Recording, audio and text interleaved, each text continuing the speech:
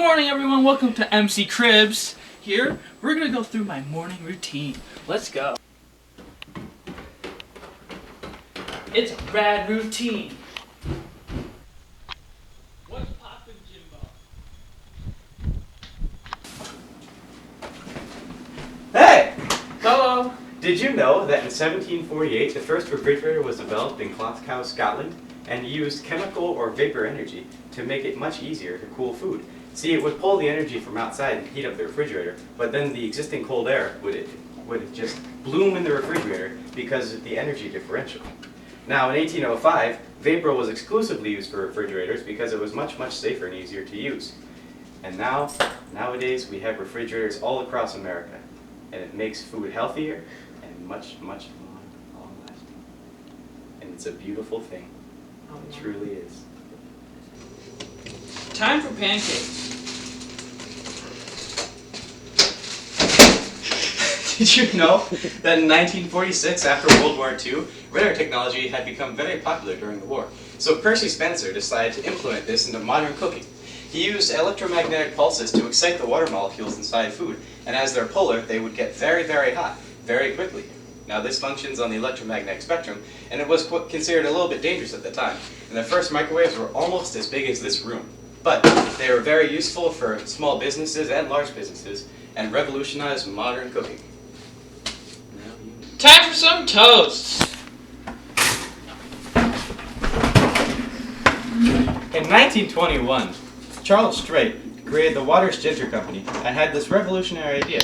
He would just make a pop-up toaster that was easy to use, instead of one of the bulky ones that had been created earlier in the century. Now these could be used in many, many restaurants and across homes in America. You would just have vertical slots, and the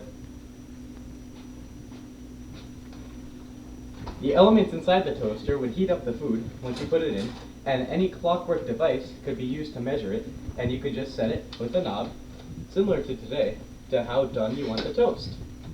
Now, we have electronic toasters, and they've come a long way, but they're pretty much the same design. So look at your home toaster today and decide, wow, this was really neat one day. Carl Benz in Germany in around 1885.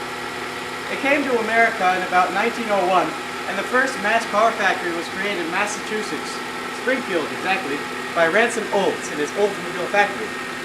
Then came Henry Ford, who would produce a car about every 15 minutes, which was revolutionary at the time with this assembly line.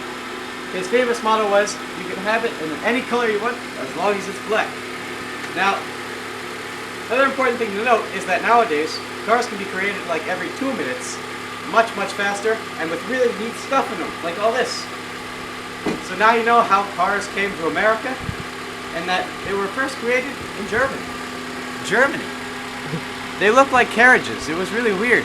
It was like a carriage without a horse, because that's what people thought things should look like. But now they look like cars. Who knew? Who knew? I didn't. I'm just some guy. I honestly didn't know. So weird, huh? Well, I'll see you guys later. Bye.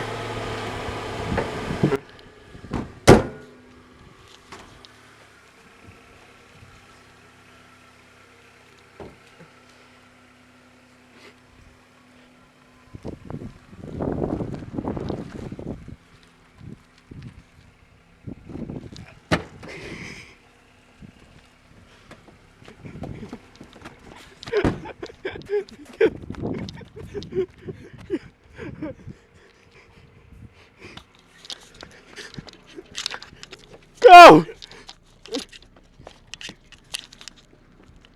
Okay, stop. Stop.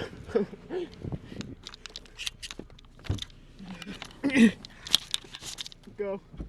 Oh my god. Okay, come back to your house.